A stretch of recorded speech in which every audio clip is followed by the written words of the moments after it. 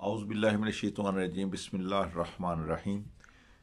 ख़वातीन व हज़रात, मैं बुखारी मैरिज सेंटर से हैदर बुखारी बात कर रहा हूँ। जैसा कि आपके इल्म में है कि हमारा इदारा गवर्नमेंट ऑफ पाकिस्तान से रजिस्टर शुदा है और हज़ारों मुल्की और गैर मुल्की रिश्ते करवा चुका है। ख़वातीन व हज़रात, मैंने एक तसलसल शुरू किया है कि जिसमें मैं मैरिज से रिलेटेड जो भी इवेंट आते हैं, जो भी उसमें सिलसिले होते हैं, सबको मैं स्टेप बाय स्टेप डिस्कस करूं।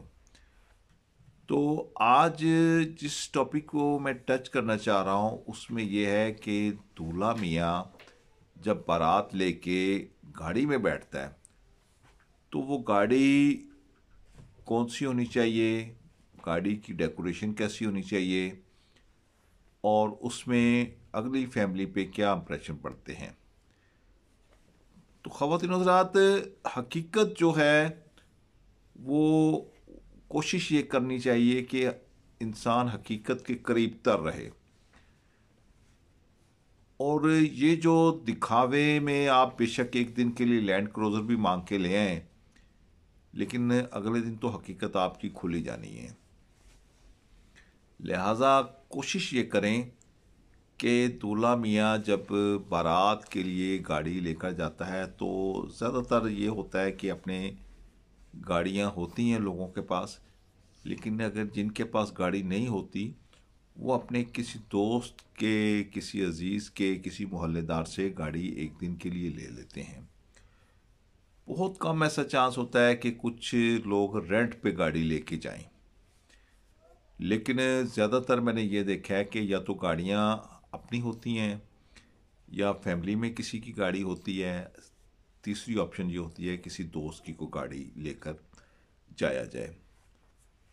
तो दूल्हे मियाँ की गाड़ी जो है उसको डेकोरेट करने का एक बहुत ही पुराना रवाज चला आ रहा है।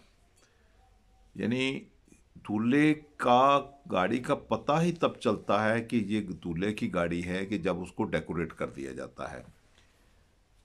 तो कुछ बारातें तो ऐसी होती हैं कि जो लोकल जाती हैं, लेकिन कुछ बारातें ऐसी हैं कि जो आउट ऑफ सिटी जाती हैं और बहुत दूर दूर तक दूल्हे की बारात जाती है। उसमें ये होता है कि एक तो डेकोरेशन ख़राब होने का ख़तरा होता है, दूसरा हालात को मद्देनज़र रखते हुए कोशिश की जाती है कि दूल्हे की गाड़ी को हम उनके शहर में जाके जहाँ पे बारात जानी है वहाँ पे डेकोरेट कराएं। एक तो डेकोरेशन फ्रेश होगी, फूल फ्रेश होंगे। सेकेंडली ये है कि वहाँ पे खुदा न खास्ता किसी हादसे का बंदा रुनुमा नहीं होता कि एक रास्ते में कोई डाकू पड़ जाए या कोई और मसाइल क्रिएट हो जाएं, तो इस चीज़ से बचा जा सकता है।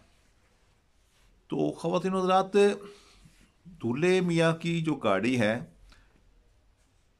वो आपने सेलेक्ट कर ली।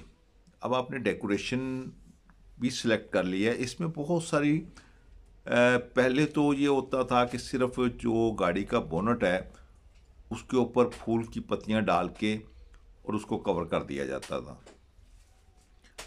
उसके बाद जैसे जैसे इसमें जिद्दत आती गई, अब 2024 आ गया है। 2024 में जो है वो अपने ही डिज़ाइन आए हैं इसमें गाड़ियों को डेकोरेट करने के लिए। उसमें पहले रेड फूल सिर्फ लगाया करते थे, लेकिन अब रेड फूलों के साथ वाइट फूल भी लगा दिए जाते हैं, येलो फूल भी लगा दिए जाते हैं, ताकि गाड़ी जदीद नुमाया तरीके से डेकोरेट की जा सके। और गाड़ी जब डेकोरेट हो गई है तो उसके साथ अब ये मैं किसी और टॉपिक पे इस पे अलग से वीडियो बनाऊंगा कि जो शादी हालों की डेकोरेशन होती है या जो सेज बनाई जाती है जहाँ पे दुल्हन ने आके बैठना है और वहाँ पे आपकी सारी रस्में होनी हैं, और वो एक अलग टॉपिक है उसका, उसको भी इंशाल्लाह हम डिस्कस करेंगे। तो दूल्हे की गाड़ी की डेकोरेशन या शादी हाल की डेकोरेशन या जहाँ पे आप कर रहे हैं उसकी डेकोरेशन, वो सारा एक तसलसल है। और डेकोरेशन वालों का बजट आजकल बहुत ज़्यादा होता है।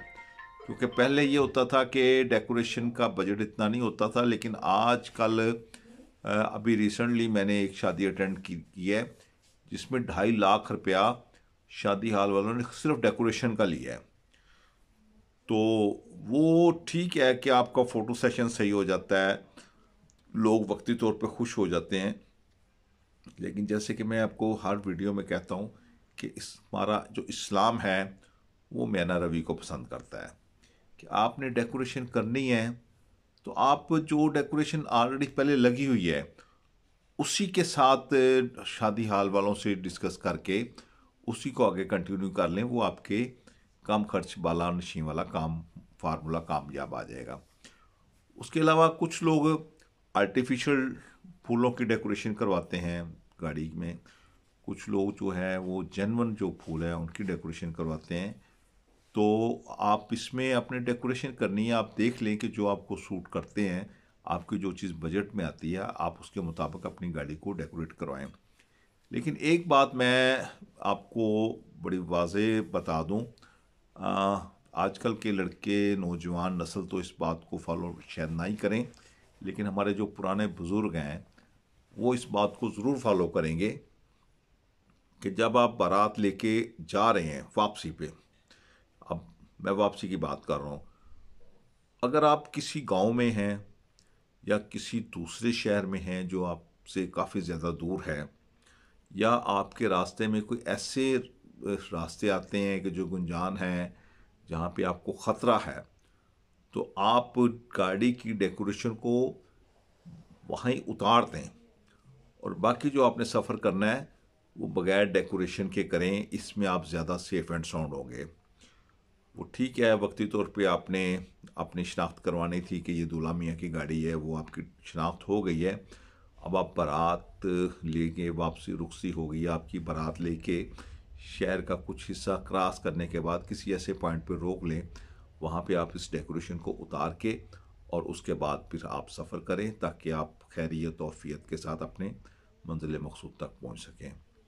तो ख़वातीन हज़रात, उम्मीद है कि मेरी ये वीडियो आपको पसंद आई होगी। इंशाल्लाह अगली किसी और टॉपिक के साथ और वीडियो से आपसे मुलाकात होगी। अपना और अपने गिरदोनवा का बहुत सारा ख्याल रखिएगा। इस दुआ के साथ कि जिन बच्चे बच्चियों की अभी तक शादी नहीं हुई, अल्लाह ताला उनके लिए बेहतरीन असबाब पैदा करे और अल्लाह ताला हमारे मुल्क को अपने हिफ्ज़ अमान में रखे। और ठंड का मौसम है, आप लोगों को अल्लाह ताला ठंड से भी महफूज रखे। इंशाल्लाह अगली वीडियो से फिर आपसे मुलाकात होगी। खुदा आप सबका हामी नासिर हो। अस्सलामु अलैकुम वरहमतुल्लाहि वबरकातुहू।